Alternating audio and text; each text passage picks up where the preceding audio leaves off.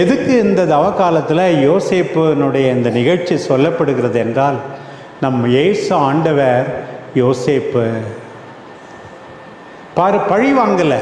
நீங்கள் தாண்டா என்னை விற்றீங்க, நீங்கள் தாண்டா அப்பா கிட்ட நான் செத்துட்டேன்னு சொன்னீங்க, உங்களை என்ன பண்ணுறோம் பாருன்னு ஜெயிலில் போடாமல் அடிக்காமல் உதைக்காமல் அவங்க பயந்துக்கிட்டு நடுங்கிறாங்க.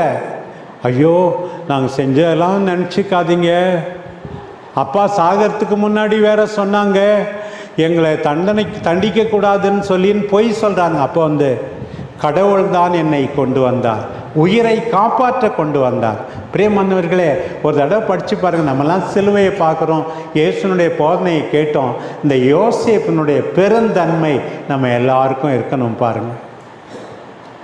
சொந்த சகோதரர்களால் வஞ்சிக்கப்பட்டார், விற்கப்பட்டார், ஜெயிலில் இருந்தார் அநியாயமாக.